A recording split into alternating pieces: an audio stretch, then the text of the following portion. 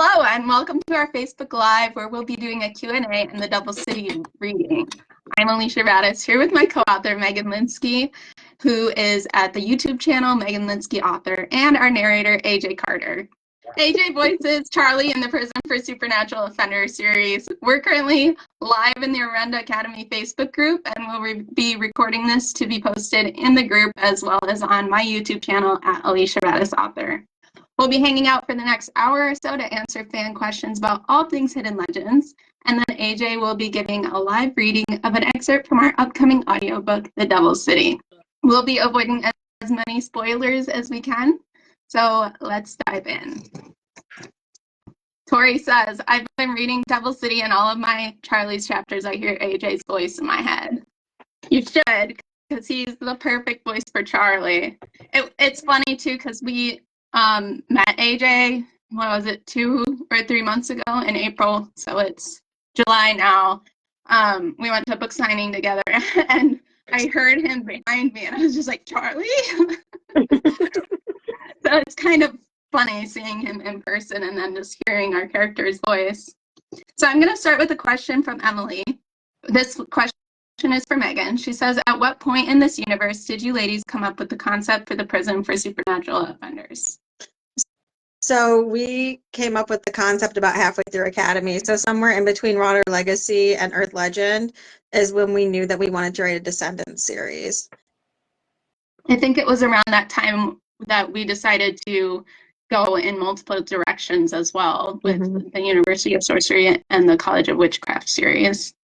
So these next questions also for you, Megan, they kind of tie together. So going off of that, how far ahead do you plan the books? For example, do you know if the first prison book, how the whole story ends, or do you plan it book by book? Or better yet, when you made Ava Marie's Prophecy in the Academy books, did you already have it planned how it would turn out? This is a question from Amber for Megan. We know the ending of our series before we even start writing book 1. So before we even wrote the first chapter of the Villain Institute, we knew how Ava and Charlie's story was going to end. So before we even start writing, we always know the ending in every single series that we start. There's definitely stuff in the middle that we kind of figure out as we go, but we do try to have the beginning and the end planned so we know where we're going with that. Nika asks, when you start a new book, do you plan out what is in each chapter ahead of time, or does it happen naturally as you're writing? For example, before writing the book, do you know that Ava and Charlie are meeting in this chapter and they're going to the Institute in this chapter, and then Marcus is introduced in this chapter, etc.? So the last outline we had for Double City was longer than some of our shortest books. We had like a 20-plus page outline for that book, and not every single one of our outlines is that long for every book we do, but we meticulously plot every single thing that's going to happen. And if we have to change things along the way, we do, but typically we try to stay as close to the outline as we possibly can. And we'll outline book by book. So we don't have like book 6 outlined when we start the first book. We'll kind of have a general idea of the series and a little bit of what's happening in each book. And then we outline book 1, write book 1, outline book 2, write book 2. But we're constantly adding notes to those outlines before we start organizing those notes and putting them into each chapter. AJ, this is a question for you. Who is your favorite character in the Prison for Supernatural Offenders series? Oh, shit. It kind of switches from book to book. I definitely have a special place. I don't know why I'm still on mic, by the way. That's fucking... I have a special place in my heart for Charlie, definitely. For who? Sorry, I missed that. You the what? Who? I missed who you said. Charlie has definitely a special place in my heart, but I've also come to really like Marcus a lot. I think his story is something that resonates a lot with me. I also love Ivy, I think. I want to see more of Ivy, definitely. But yeah. Sorry, I'm still nervous. Okay. Megan, for you, this is a question from Monet. Will Callie and Marcus have their own series? So there's definitely potential for us to do some sort of spinoff with them, but it won't be a full series, and we're not sure if it's going to be bonus content or something else. They do take up a lot of time in prisons for supernatural offenders, so I do think they deserve to have a little bit of their own content, but we're not committing to anything just yet. Would you do would you do a series, a spinoff for them after book 6, or would you do it as they're like in the prison before Charlie and Ava show up? It would probably be scenes from their perspective within prison, like stuff we didn't get to see. Right. It's kind of like our short story, The Midnight Breakout, which is in one of our short story collections. That's like 10,000 words from their perspective, from a scene we didn't see in the first book. Gotcha. So Liz asked a question that's kind of for all three of us. What is your favorite part about working together? Not just author to author, but authors with narrators and all. So I'll have Megan go first on that one. So, like, what's our favorite part of working together as a team? Yes. Basically, my favorite part of working with you guys as a team is I don't have to do this alone. Like, that sounds really like emo to say, but it's really nice to have people behind you who are supporting you. I don't have to worry about a lot of stuff because I have you guys and you guys have my back. So I know that if I need something, you're here for me. Aww. So AJ, what's sassy. your favorite part about working together? I'm not sure if this question is like us three working together or just working with other authors. You can take that in any direction that you want. No, definitely. My favorite part is definitely the stress that comes with whenever you guys are writing and you come up with something that you know is gonna like freak me out or is like gonna be super stressful. I love the anticipation of that, where it's like Megan will just send me like a devil face and be like, I can't wait for you to read this. There's two scenes that I was really excited for you to read in The Devil City. And I'm not going to give spoilers away or anything. They're funny scenes. And just today, AJ sent us a voice clip of one of them. And I'm like, yes, that's exactly what I was waiting for. That whole section. There was one also, I think, in one of the previous chapters that I stopped recording, and I was like, I remember this conversation. Oh, because we've taken stuff from the group and put it into the book, and sometimes we'll take stuff like AJ will make a joke in the group, and we're like, we're putting that in. Mm-hmm. We do that all the time. I found I have to be very careful what I say in the presence. Sometimes we're gonna make you read that. I'd be so cautious. So I guess my favorite part of working with you guys, I don't know. There's a lot of really good parts. Just the friendship. Like Megan and I, we can talk for hours about stuff that's not even book related. But also, I would not be the writer I am today without her. I wouldn't be the person I am without her. So I just love working with you guys. Okay. So this is a question for Megan from Tyler. If you could change one thing in any of the books now that they are published, what would you change? I think that this is kind of a broad question because honestly, every single author, if you ask them, would you want to change something about your book? Most of them would be like, yes. There isn't a book in my catalog that I don't want to go back and change something, except for maybe The Devil City, but I literally just released that. Like, I can guarantee you in 6 months, I'm going to be like, oh, we should have done that differently. So in every single book I write, I always go back and I'm like, I should have done this different, or I should have done this better, or in a, completely unique way. But art is made to be abandoned, not perfected. So I think I'm pretty good with most of what I've done so far, and I can be pretty proud of the job that I've done. I will second that, as I'm going to just steal your answer to that question. There's always stuff that later on I'm just like, oh, I've become such a better writer. I would change this or that, but I agree with what you said. So for AJ, what is your favorite non-spoilery scene so far that you've done? I think this question actually came from Megan. So are you talking in The Devil City? Or just like this book overall? Just overall. I just want to know what any spoilers though. No spoilers, just your favorite thing that you've done so far. No, definitely. I'm gonna save a bit of that for when I finish Devil City, because I try to pick scenes that I like throughout each book. I mean, there's nothing that compares to the peanut smoothie in the was it Inferno Underground? Yes, it was, and you can thank Okay. my husband for that because he came up with that line. That was the one that will just not go away. That every time I think about it, it makes me smile. Well, it's funny because like we were at Readers Take Denver and you told me like I really like Matt. He's really funny. I'm like he is really funny. I put a lot of his jokes in my books and you pull them off really well. So I think there was one in Devil City too that you were like, it's the same one I think we were talking about, where you're like, that's just him and his buddies sitting around throwing those out. And I'm like, oh I can yes. see that. There is a whole scene in Devil City, and I want to see if readers can catch it, where it was just my husband and his friends goofing off. And I wonder if you guys know what scene it is. Well, I got it immediately. that Like, scene yeah. also, and it's just a silly, funny scene. There's not really any spoilers here, but it's also inspired by a post in the group. So you guys are in there as well as It's like a you're in on the joke. two-parter. Because the conversation in the group inspired my husband and his friends to keep talking about this certain thing. Oh. So Good Lord. If you know, you know. Yeah. Otherwise, you'll have to read Devil City, and then you'll know. I'll know eventually. So Heather asked, this is a question for me.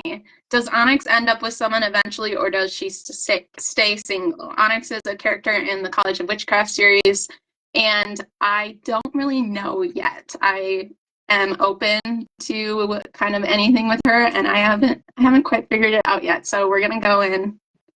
We can go in multiple directions with that.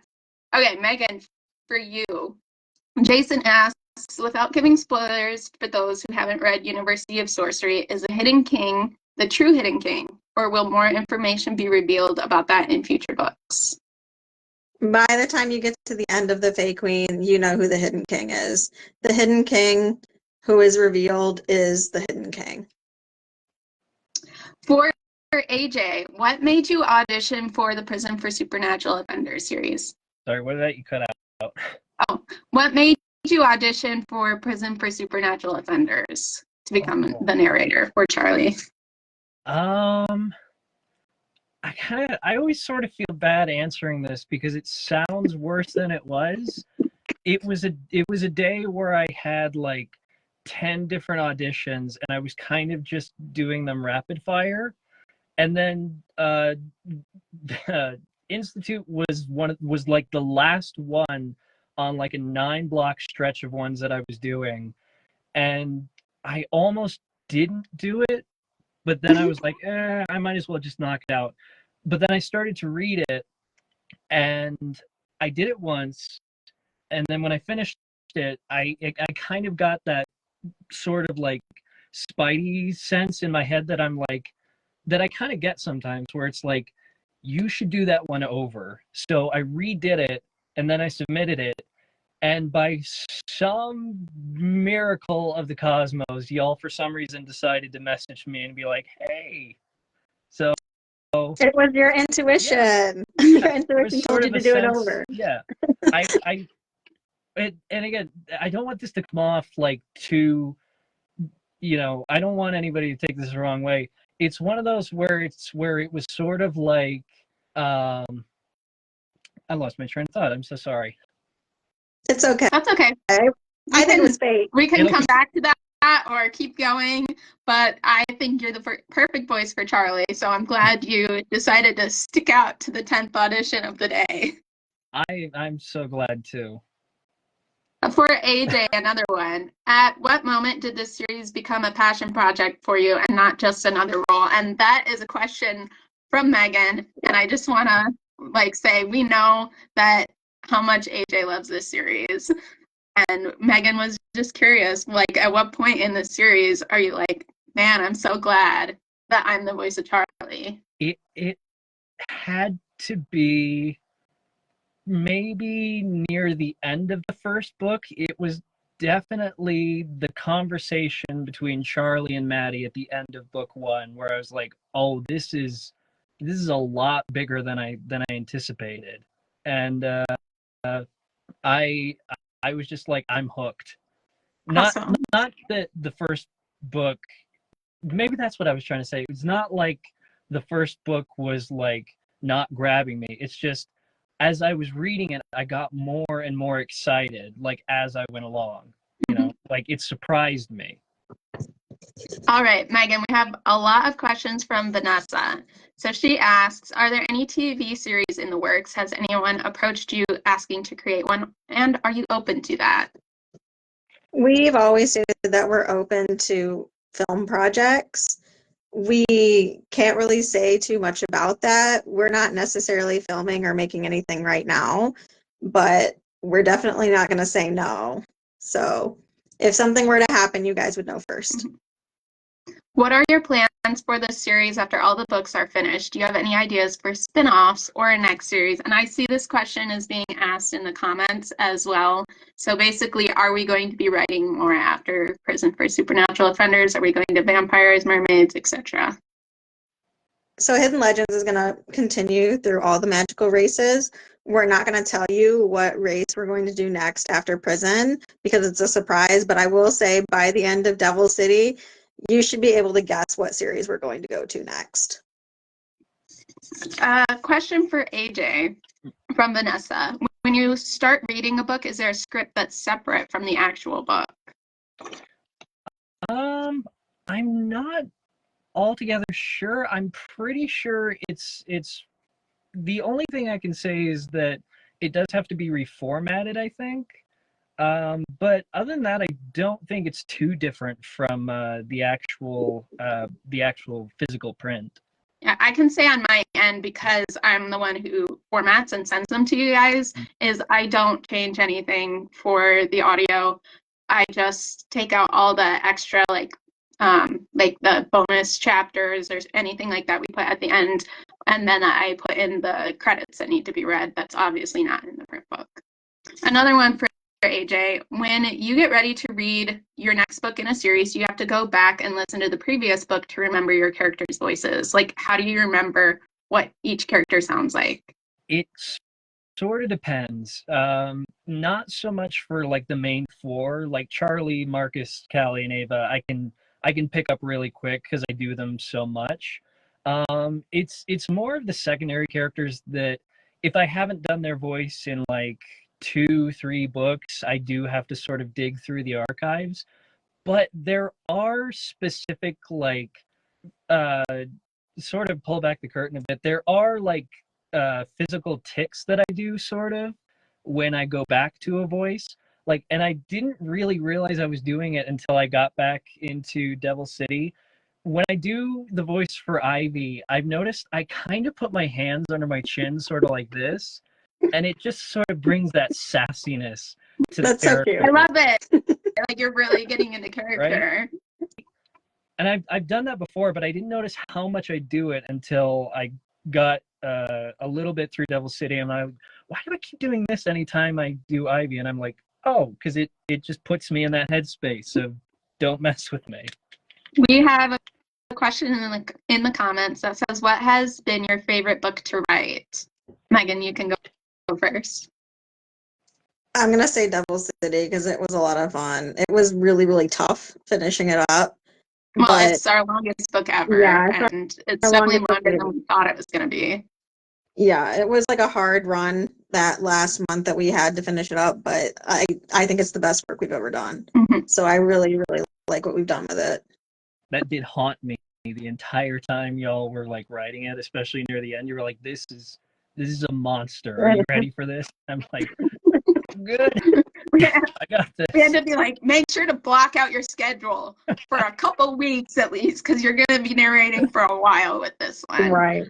My Oh, favorite yeah. book to write, I don't know. They're all great. I always go back. I always think the most recent thing that I've released is my best, and maybe that's because I'm just constantly improving. So I'm gonna just go with you and say Devil City as well. I think. Okay. We also. I don't want to like sit here and brag about us like, oh, we're so great, but I really think that our best work that we've ever done is in this book. Mhm. I just think we both did a really, really good job.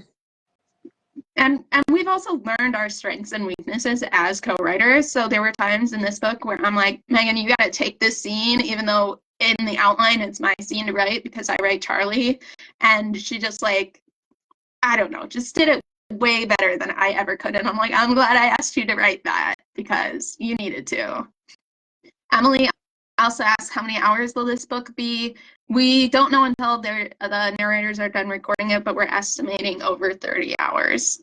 I was Yeah. going to say, Okay, question. Oh, go ahead. Oh, I'm sorry, I didn't mean to interrupt you. Go ahead.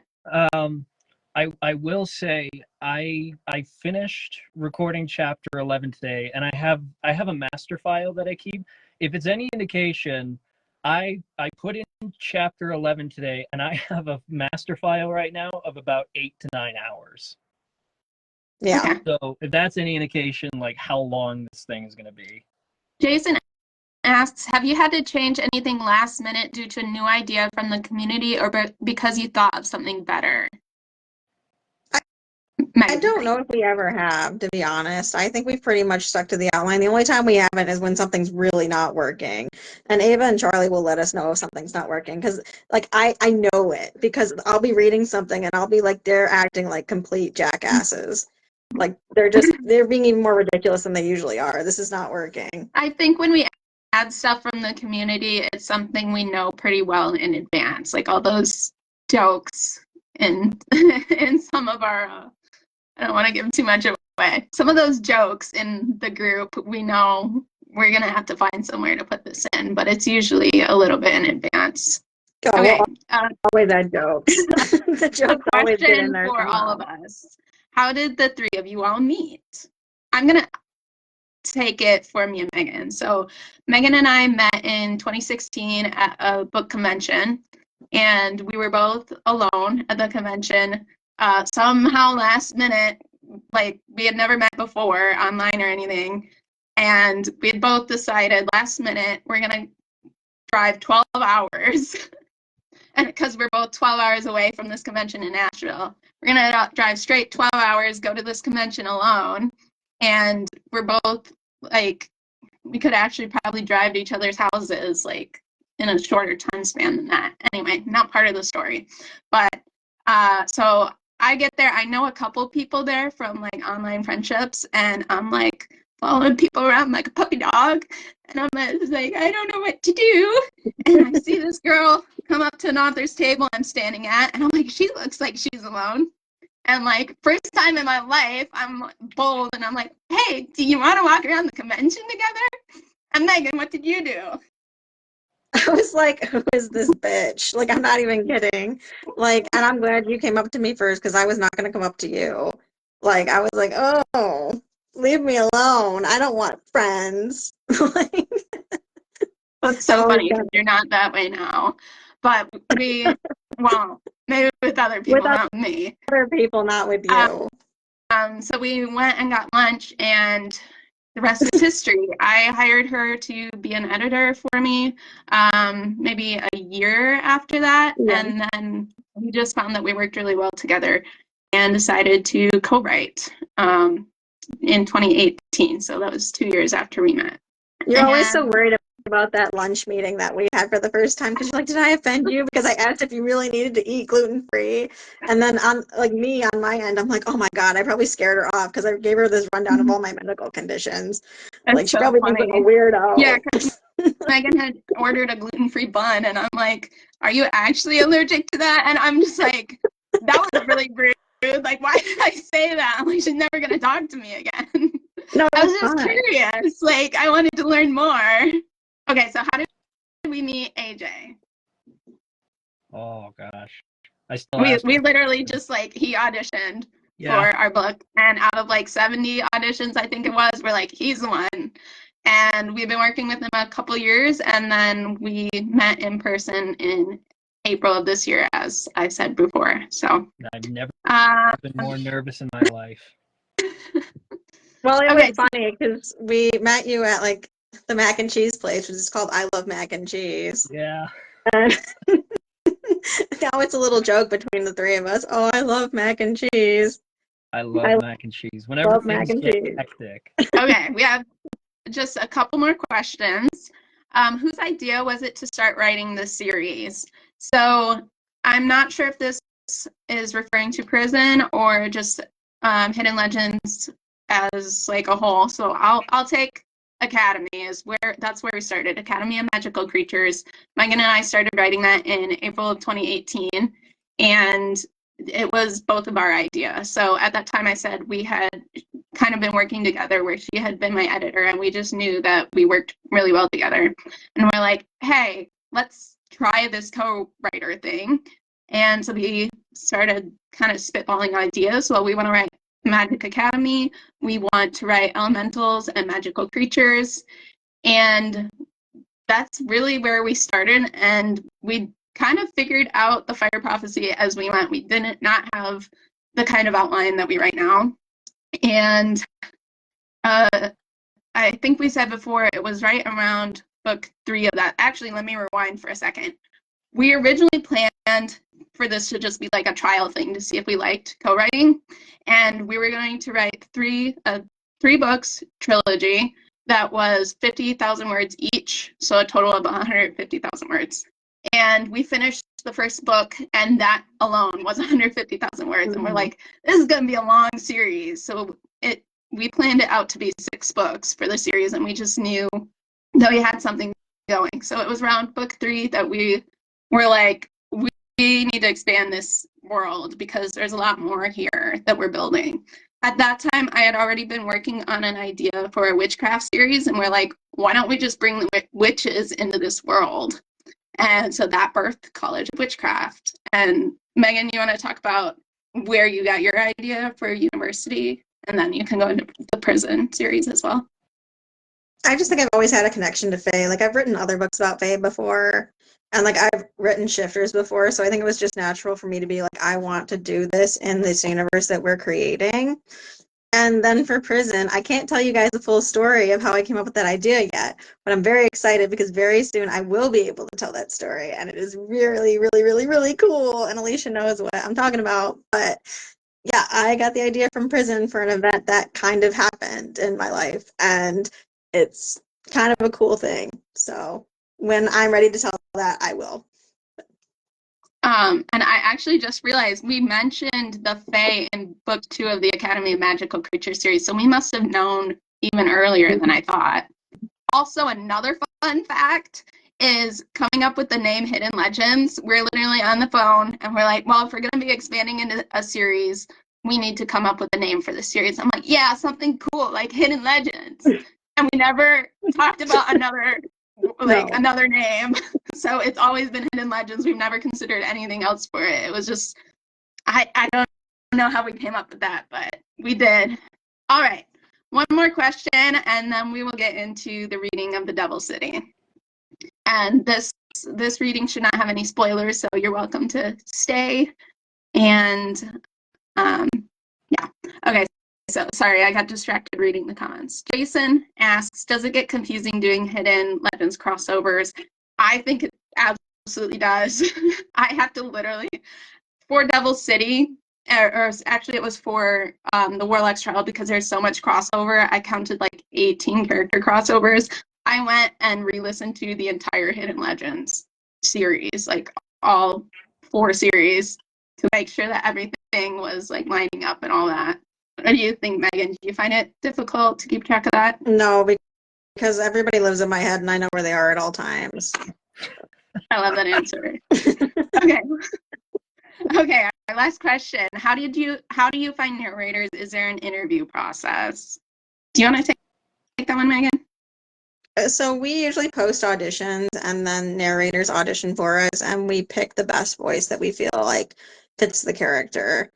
So we go through the list on all the different narrators, and they send us their audition for our title. We usually provide them with like a page and see how they read.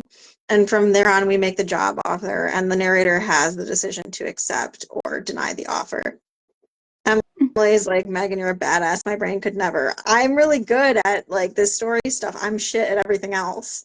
No, my brain hardly can either. We do have notes in like separate documents where we try to keep track of characters and stuff, but some of those small details can get lost there. And especially things like timelines and stuff like that. Sometimes we don't write that down because we don't think it's important at the time, and then it turns out, oh, you're 40 years or 20 years down the road in another series. How old is this character now? Things like that.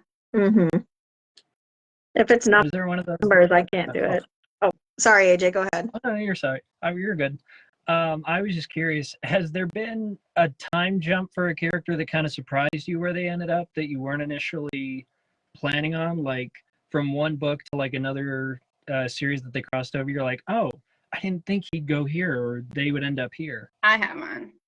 We originally introduced Hattie in, I believe it was The Earth Legend, which is book 3 of the Academy of Magical Creatures series. She was half witch, half elementai. She gave a tarot reading to the main characters in Academy, and we had no idea she was going to be the character who shows up in every other series. That's awesome. Oh, we do have one more question from Marley. Where do you guys write, and do you have specific days, hours for writing? You can take that first, Megan.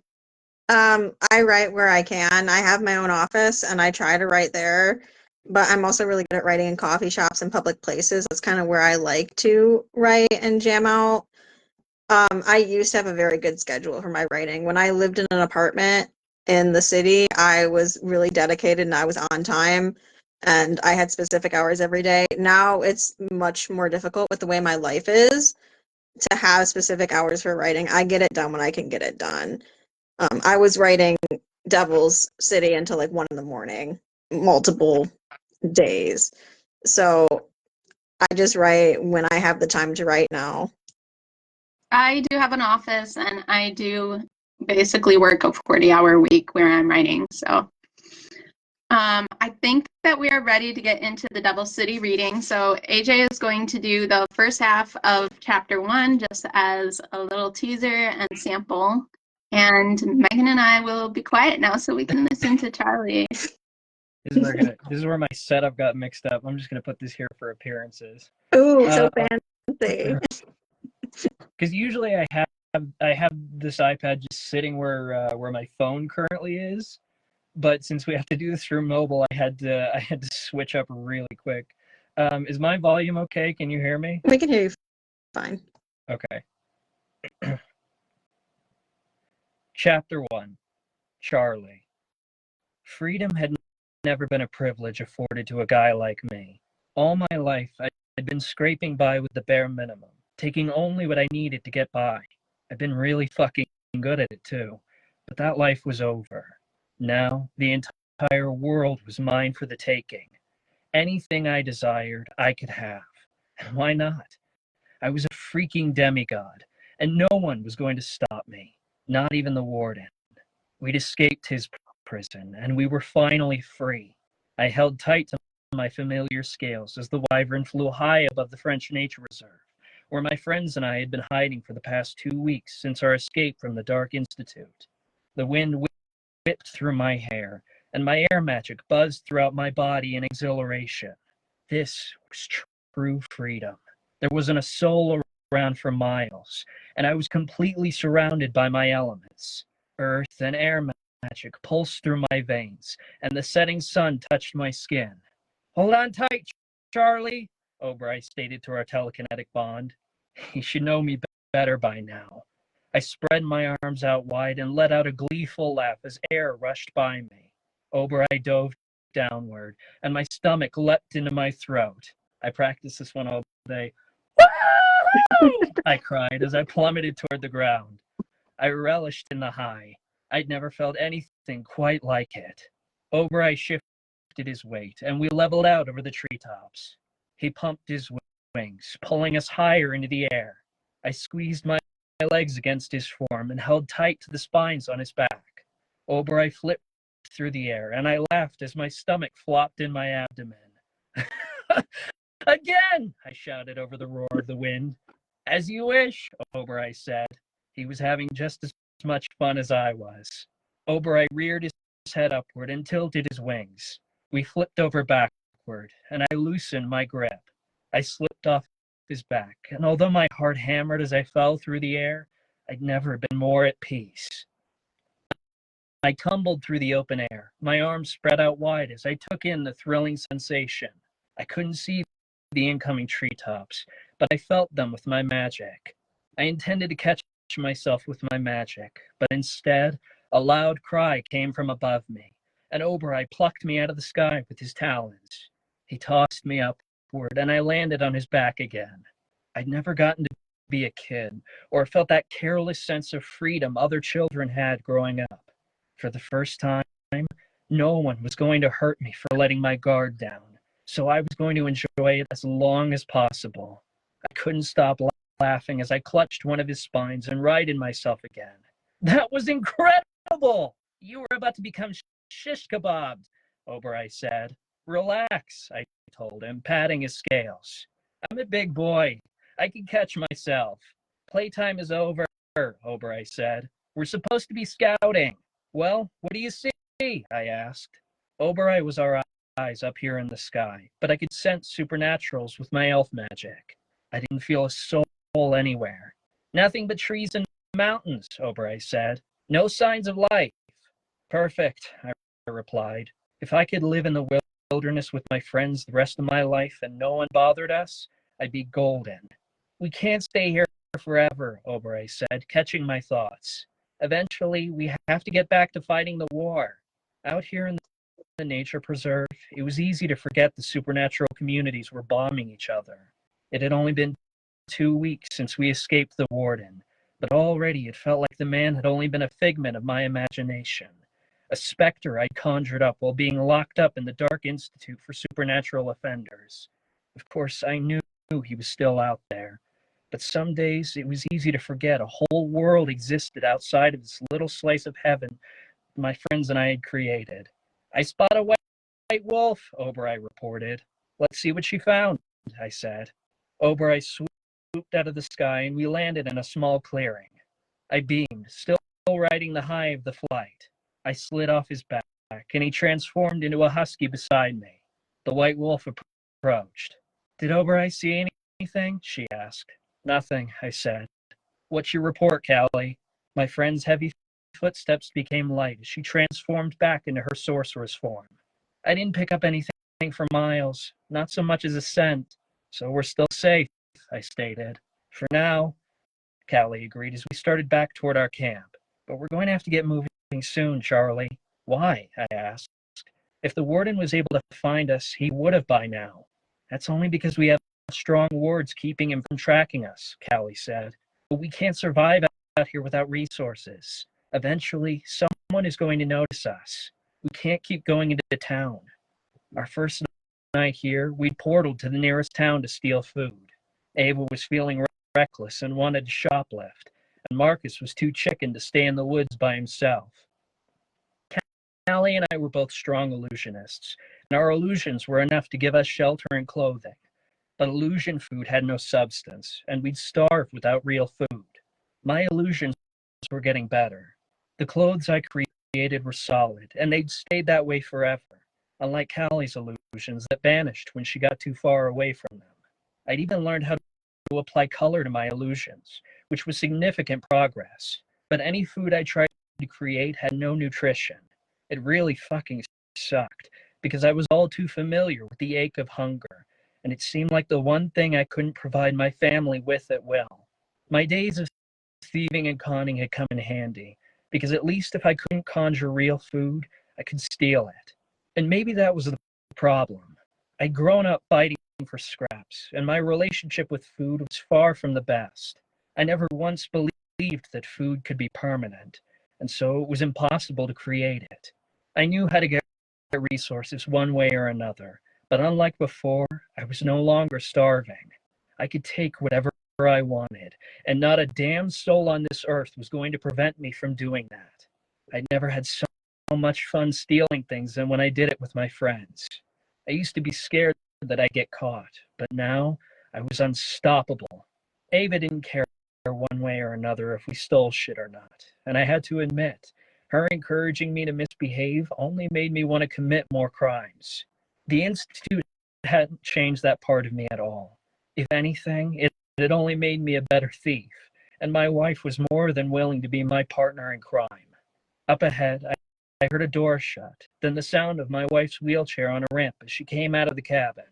Our camp was nestled in a tiny clearing, just big enough for a cottage, a campfire, and a picnic table. Callie had created a nice little cabin with her illusion magic that we'd been staying in, and it was spacious and comfortable. We had a roof over our heads, and really, that was all I could ask for. How's the temperature? Abe asked in the distance. She must be approaching the campfire, where Marcus was brewing our potion. It could be hotter, Marcus replied. I need the potion at a rolling boil. Here, let me help, Ava offered. I heard the crackle of a fire, then the snap of bubbles. Perfect, Marcus said, though his voice sounded strained. Are you hungry? Ava asked, sounding concerned. We have a few extra rations. No, Marcus answered, almost too quickly. Save it for the others. Charlie and Callie will be hungry when they get back. You haven't eaten all day, Ava pressed. There's enough for... I said I'm not hungry, Marcus snapped. All right, Ava huffed, and I knew she had to be rolling her eyes. I heard the rustle of a bag, then a gasp. A twinge of agony rippled up my back, and I knew instantly it had come through our bond. The pain ebbed slightly, but Ava had failed to hide it from me. She was powering through and using her healing magic to help with the pain of dealing with her spinal injury. But it wasn't always enough. Callie grabbed my arm, and I stopped in my tracks. She pulled me behind a big tree and lowered her voice. Charlie, they're getting worse. We need to make a decision. You're talking about leaving, I stated flatly. We have to do something, Callie pressed. It felt like an impossible ask. I'd never felt safer than I did in this forest, shielded from the world by these trees and encompassed by my element. Here, my wife had a warm bed to sleep in every night, and my familiar could roam free. The last thing I wanted to do was leave. No one would bother us here. Everything would stay perfect. Charlie, Callie prodded when I didn't say anything. We can't keep hanging around. Marcus is on the edge of losing it because he doesn't have his antidepressants. If he's not brewing that potion, he's in bed, and it's only getting worse. Ava's off her bipolar meds, not to mention she's out of painkillers. That's dangerous for both of them, because Ava quitting her lithium and Marcus stopping his SSRIs abruptly could really hurt them. Ava's healing magic is only enough to prevent the worst side effects, but if she doesn't get back on something soon, she'll start having withdrawals or she'll go completely manic. Not to mention, Marcus is already showing signs of a depression relapse. None of us want him to get suicidal again. We need to go find some medication for both of them. And if you and Ava want to keep getting it on like you do, you're going to need a new dose of birth control. I groaned. Okay, fuck. I don't need a lecture on safe sex. You do need it if it's going to get you to move, Callie insisted. I know you were on birth control at the Institute, and that it was specially brewed using magic. I know where we can get our hands on more. If we run, we can't ward ourselves from the warden, I argued. Wards don't work that way. They're stationary, so our wards are the only thing keeping him from finding us right now. Besides, we don't know where the next key is. So why are we talking about leaving when we don't know where we're going next? We've been here too long. We need to move to another isolated location, Callie argued. Wards or not, the warden will eventually track us down.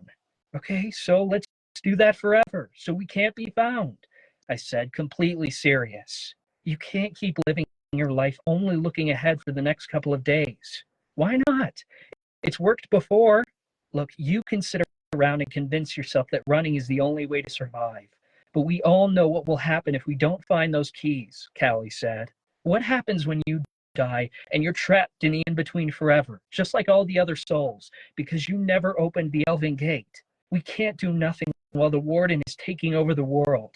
I know you like it here, Charlie, but you have to decide once and for all if you're going to lie down and take it, or if you're going to go after the keys. I rubbed my face. We can't go anywhere anyway. Moving is risky without the anti-tracking potion, and Marcus hasn't finished it. I know we should wait, but I don't think we can any longer, Callie insisted. Not when it comes to their meds, at least. These two need some happy pills. I hated to even consider Callie's argument, because all I wanted to do was keep my friends safe behind our wards, never to face the warden again. But they weren't safe if they weren't getting the medical care they needed. I turned my attention back to my wife. In the distance, I could hear her rifling through papers. She'd barely taken her eyes off the files we'd stolen from the Institute since we got here. We'd been studying what the warden knew, so we could accurately predict where he was going and how to face him. It was a long, arduous task that I could tell was weighing on Ava Marie. Even from here, I could hear the quiet moans of discomfort as she shifted in her chair. A ripple of pain slipped through our bond, and it felt like someone had lit my spine aflame. I grabbed the trunk of the tree to keep from falling over. Ava usually shielded her injury from me, but the fact that she couldn't anymore was telling. She was in far more discomfort than I could fathom, and the only reason she was getting by was because she was so used to being in pain. All right, I agreed. We need to come up with a plan. Let's go talk to the others, Callie suggested. We approached the camp. Ava immediately slammed our bond shut when she heard us approaching. She hadn't realized we'd been in the trees, or that I'd felt her pain only moments before. It wasn't that she was trying to hide it from me. Rather, she didn't want me suffering alongside her, because no matter how much of her pain I felt through our bond, I couldn't take it away from her. How was the flight? Ava asked, keeping her voice even. It was nice, I said, but the high I'd felt had vanished. Now I was more worried than anything. To steady my hands, I approached Rishi, who was lounging on the picnic table atop the files Ava was studying. I stroked the cat's fur, and he purred under my touch. Alette fluttered by and landed in my hand. Spriggs quickly joined her, tickling my fingers with his spindly legs. The sentient twig climbed atop the moth, and he gave a tiny cry before she took off, fluttering him around the campsite. The perimeter is clear, Callie reported. How's the research going? Ava shuffled papers around. I found a file detailing the warden's experiments. He's somewhat cryptic with his notes, almost like he was intentionally hiding details in case anyone came across them. But from what I can gather, stealing our powers and becoming a demigod himself is only the first step in his master plan. With enough power and Inferokite, he should be able to make demigods out of anyone. So he's building a demigod army? I asked roughly. In theory, he could, Ava said. He's limited by Inferokite, though, because it takes so long to grow. He's got plenty, I stated. Now that the Institute is destroyed and we escaped, he has no reason to leave the Inferokite perimeter around the property. He could have dug up all those crystals to reuse. Yes, but now they're his weakness too, since he's a demigod like us, Ava pointed out. Just being around Inferokite is going to slow him down. Slow down or not, he's still got to be going through with the ceremonies, Callie said thoughtfully. We already know he's had demigods working for him for a while, though I think we can reason that Esther and Mad Dog are both natural-born demigods. How many more do you think he's created by now? And who, I added. Ava flipped through a few more papers. I'm not sure. From what I can tell, the ceremony won't work on just anyone. The subject has to be strong enough to withstand a demigod's power. He killed a lot of people running his experiments, and he's surely killing again. But whoever he's recruiting, they surely have to be as loyal and crazy as Esther and Mad Dog. A sizzling sound cut her off, and we all whirled toward the fire. No! Marcus exploded. No, no, no, no, no! His voice grew with intensity with each passing word. It sounded like his potion had boiled over. No one had quite forgotten how he'd gone psychotic the night we broke out of the Institute. We'd all been a bit on edge, hoping it wouldn't happen again. Callie was right. He really needed his meds. Marcus, calm down, Ava insisted. I've got this. The temperature around us dropped, and the sizzling stopped. Ava had used her fire magic to kill the campfire and stop the boiling. Marcus began pacing back and forth. This is all wrong. It's not working! What's the problem? Callie asked. Maybe I can help. You can't come along and fix us with your false realities and illusions, Marcus raged. We need better ingredients. Real ingredients. Marcus wasn't acting like himself. He didn't usually yell at her about things like this. He was losing his patience with Callie, and that was telling of how he sorry, and that was telling of how low he felt. He definitely was getting depressed. Hey, I'm good for more than just my illusions, Callie snapped. Get me a list. I'll get whatever you need. Marcus scoffed. From where? I need magical plants, Callie. In case you haven't noticed, they aren't exactly bountiful in this stupid forest. Callie walked over to Marcus, and his footsteps came to a halt as she shook him. Marcus, I need you to pull yourself together and get me that list. I know a Fey apothecary not far from here. Charlie and I will go. I'll portal us there, and we'll get everything you need. You're not going to find what I need at any random apothecary, Marcus insisted. I'll find it at this one, she promised. The message was loud and clear. This wasn't just any Fey apothecary, bound by the rules of Malovian law. She knew about black market dealers, and she was willing to walk us into danger to get what we needed. It was either that, or eventually let the warden find us. We really needed this potion, and if we wanted to move about without being tracked. What if someone recognizes you? Marcus demanded. I can disguise us with glamour, Callie said. It's a simple illusion that will conceal our features. See? Magic tingled over my skin and across my nose. I had no idea what I looked like, but judging by the way Marcus gasped, I must have looked like a completely different person. What if the warden's tracking you? Ava asked nervously. You'll be leaving our ward. We'll be quick about it, before his spells can find us, Callie said. We have to take the risk to get the ingredients. All right, give me a minute. Marcus came over to the picnic table. He must have conjured a paper and a pen, because he began scribbling something down. The paper rustled as he handed it to Callie. I hope this place really has the stuff, because if it doesn't, we're fucked. We'll get it, Callie promised again, though I heard uncertainty in her tone.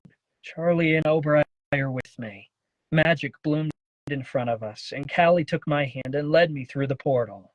The temperature dropped, and my feet hit solid pavement. Voices came from somewhere nearby, echoing off walls around us. It seemed we were in some sort of alleyway. Get down, Callie hissed. The three of us ducked, and I leaned against the cold metal of a dumpster.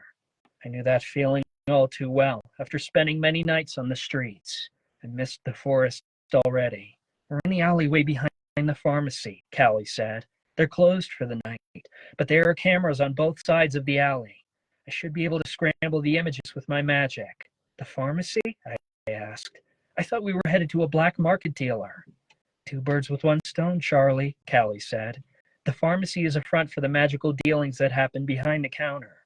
We're getting Marcus and Ava their meds and the ingredients for the potion. These places are usually warded against magic, so we'll have to get in the old-fashioned way. We could try bartering first, Oberei suggested. With what? I questioned. They'll spot an illusion from a mile away. Come on, Callie hissed. We don't have much time. Oberei, keep watch. On it, sister, Oberei said. Callie dragged me forward.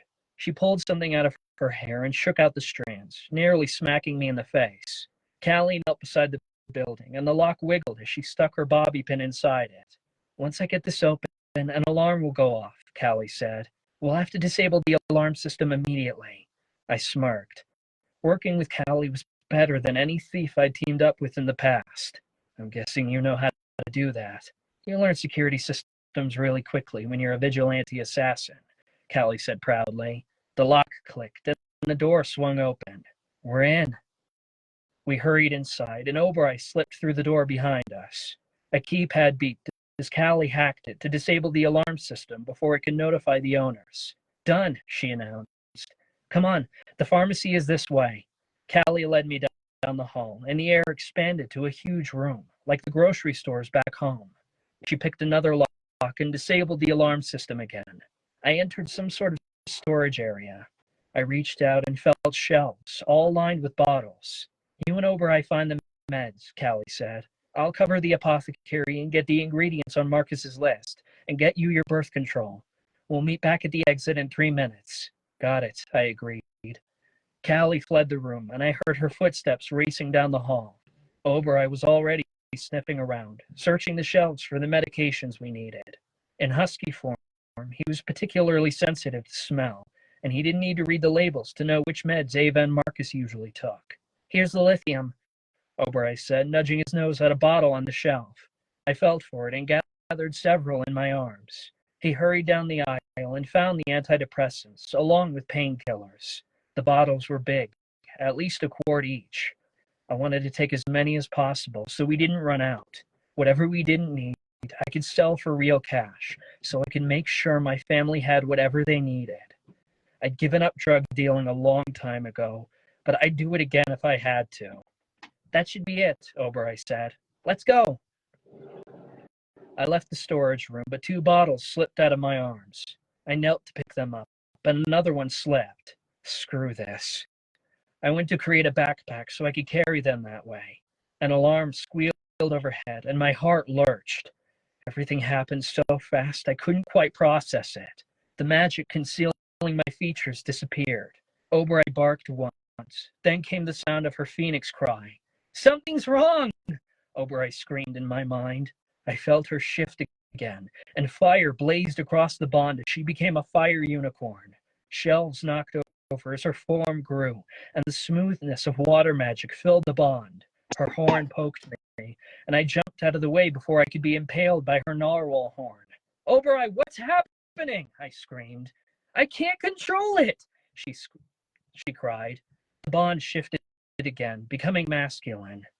I heard the unfurl of leather wings as he shifted. Oberei grew so large that his wyvern scales squashed me against the wall.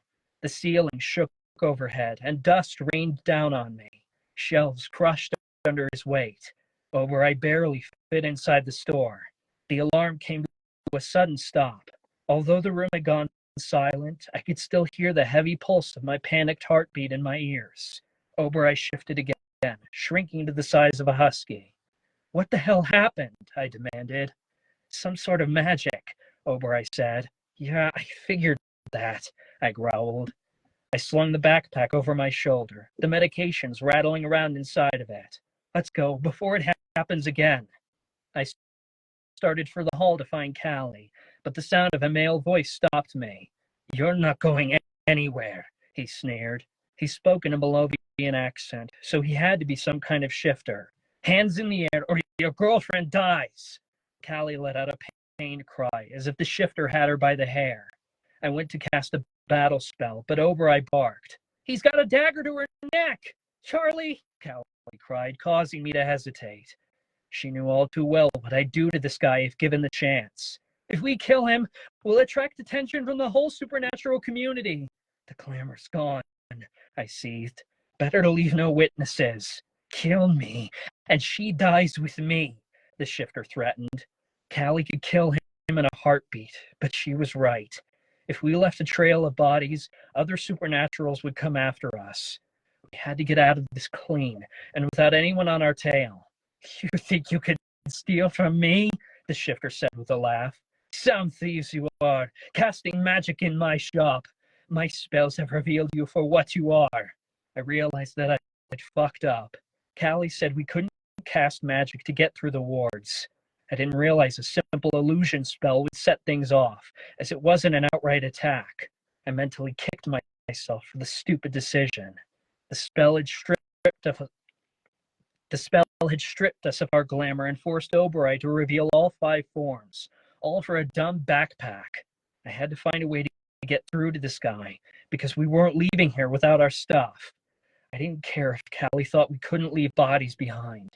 I would if I had to. Please, sir, I said sadly, throwing in a voice crack for show.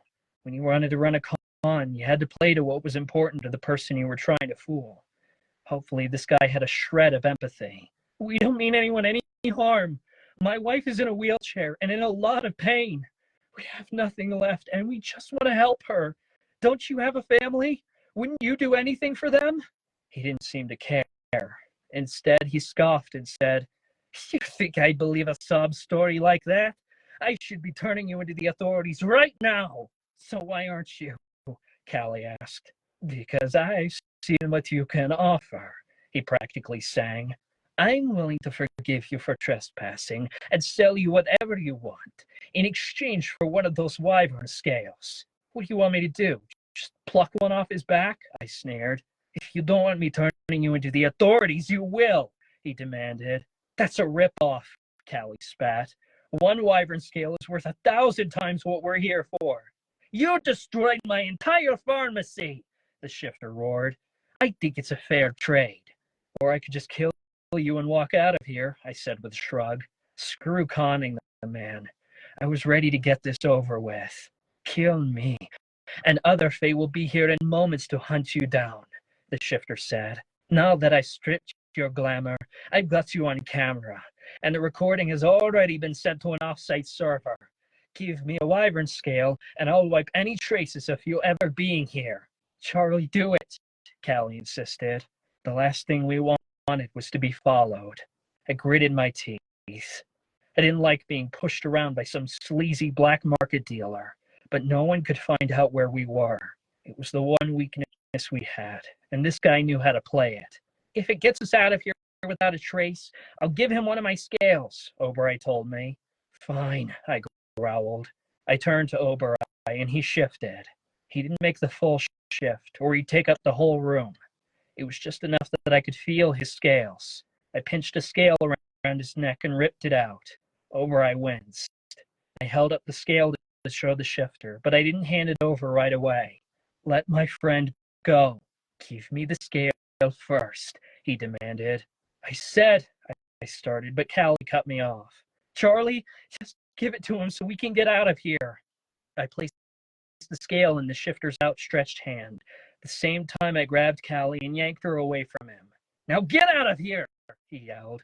I don't want to see either of you back here ever again. We scrambled down the hallway. Did you get it all? Callie asked. Yes, you? Everything, including your anti-baby meds. Let's get out of here. Callie created a portal in front of us, and we leapt through. We landed on soft ground, and the scent of the forest filled my nose. Obereye shook out his fur. I can't believe I gave a scale up to that stinky old dude. That guy was suspicious. Of course he was, I said. What else did you expect from a black market dealer? Do you think he recognized you, Callie? Callie hadn't been seen around these parts in over 2 years, but the Fae wouldn't soon forget the face of the young princess who'd been sentenced to prison for an assassination attempt on the king. I don't think so, she said. If he had, he would have asked for a lot more. That wyvern scale should keep anyone from coming after us. It's worth a lot of money.